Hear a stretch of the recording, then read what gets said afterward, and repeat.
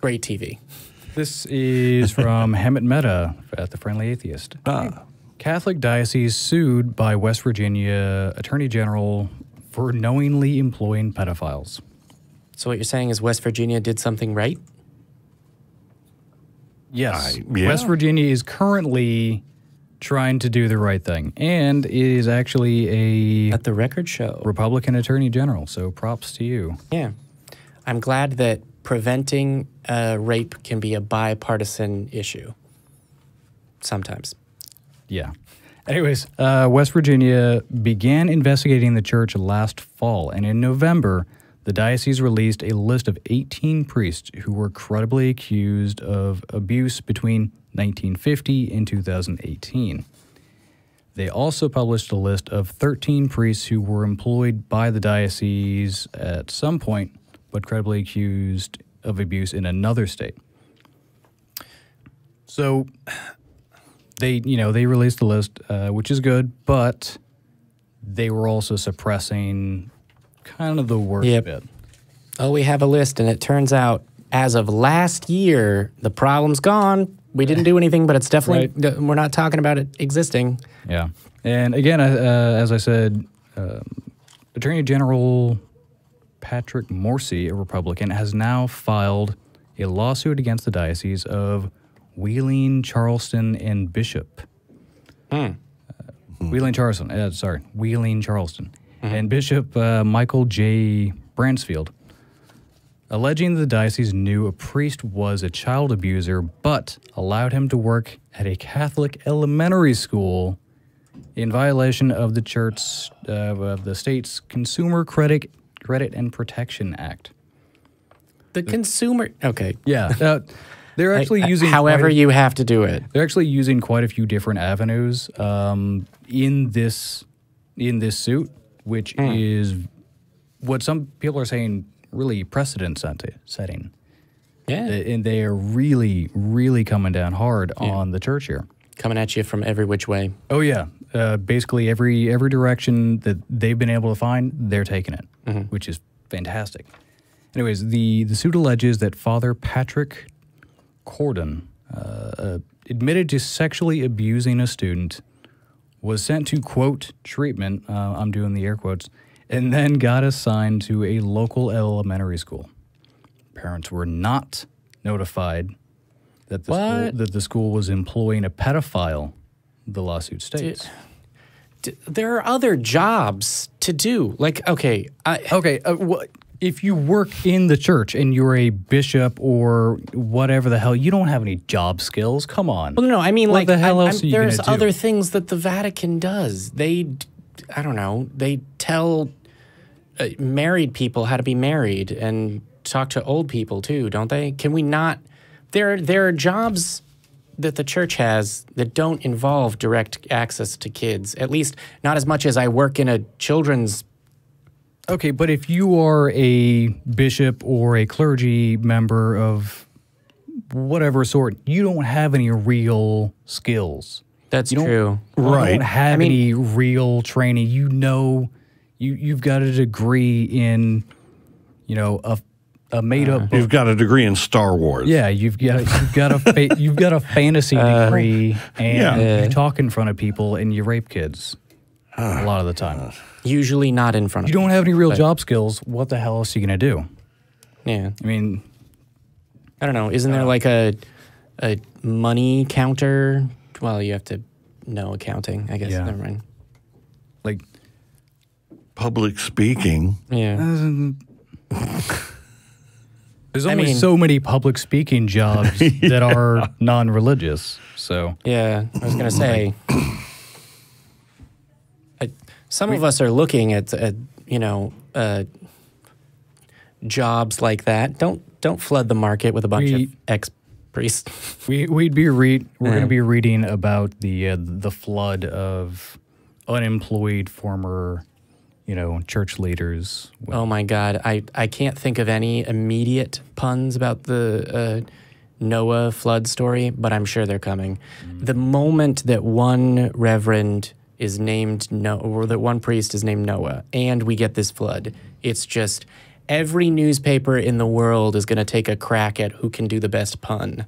Hundreds of clergymen struggle to find new jobs in wake of Noah leads flood scandal. of ex-clergymen all across the world to whatever. Because they don't have any job skills. Yeah. Anyways, Yeah, the lawsuit. tragic, really. Right. Yeah. So, anyways, the lawsuit names multiple other priests who also got jobs working with children in the diocese, even though church officials knew exactly why they had been fired from their previous places of employment.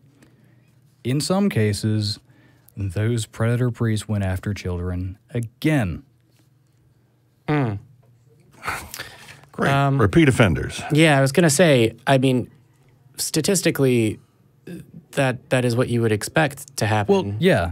I mean, you go into this line of work specifically to abuse your unearned power and authority over people. Well, so I'm sure that there are people that enter the priesthood that are nice and not rapists. I'm sure. And just want to help other people. Hashtag not all priests. Yeah, hashtag not all priests are rapers. So.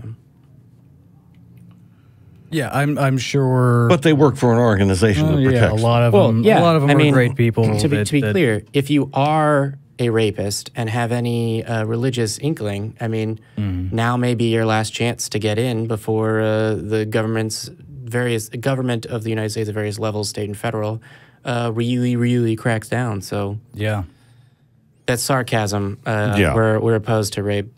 I'm only going to be able to. I want to make a joke, and I'm not going to do it. No. Yeah, leave the half-hearted attempts at humor to me so that I can feel shame.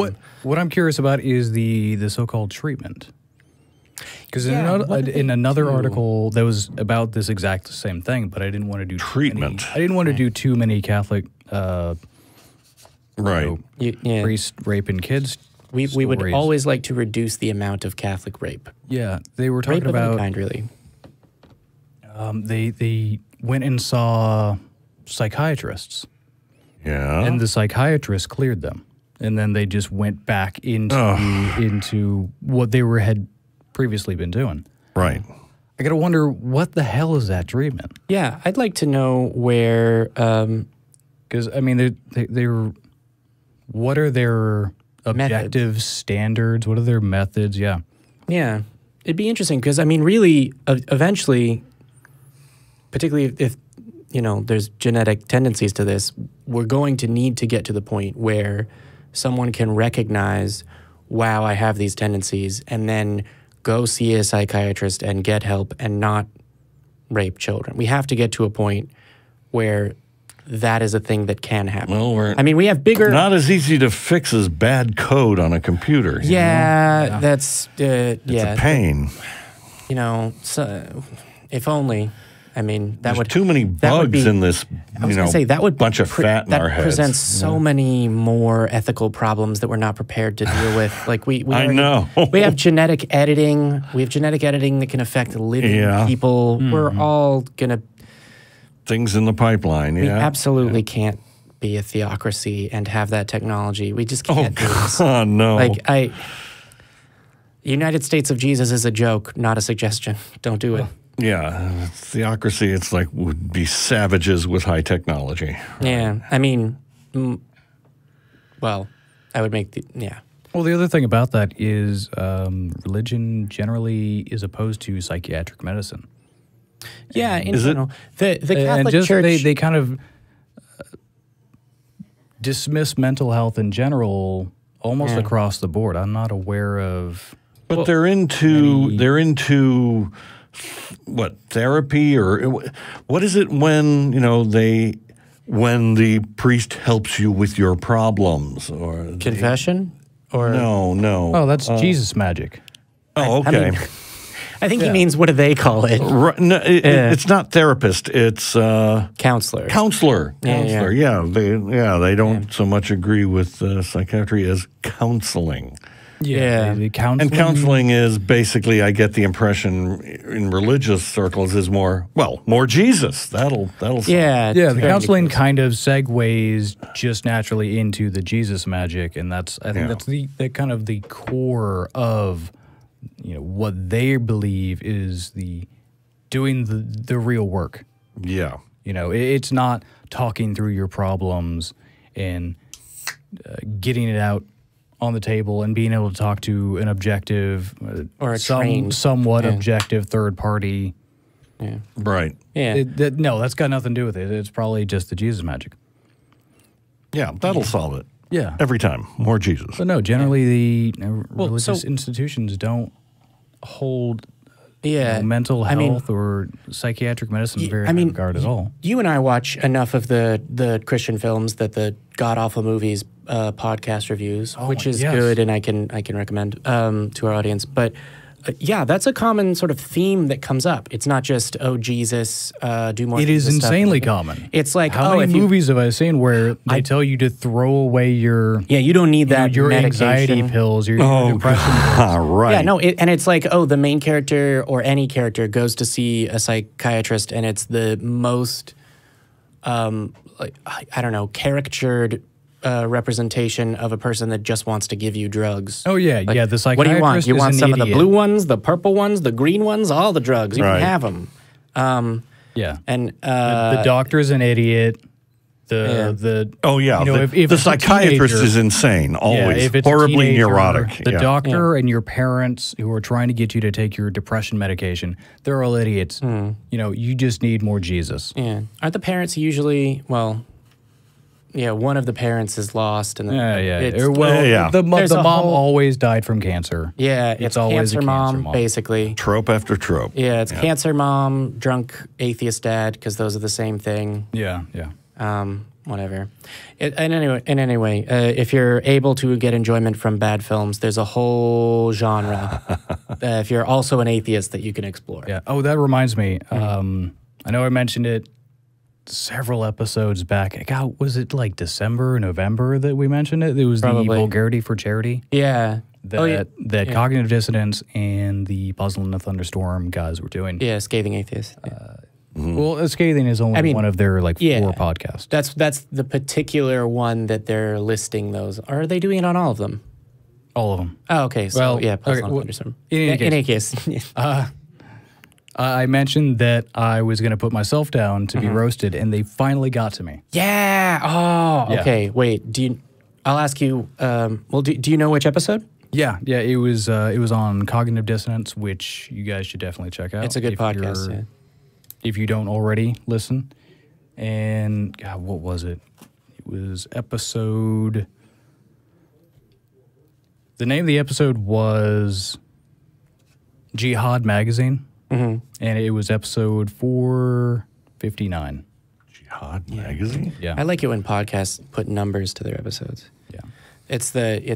But they always have like some random joke that they decide to have as the name of the episode. Yeah. So it's a little Easter egg when you listen It's to not- the episode. They don't regularly produce a jihad magazine. Okay. No. Although if they produced just one issue, by those guys, if they collaborated with the Puzzle and Thunderstorm guys, or even if they did it on their own, I would probably. Yeah. So I finally got made fun of.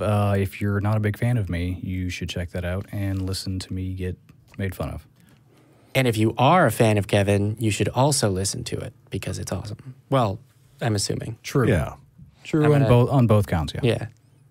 Now I have something to listen to. All right. Anyways,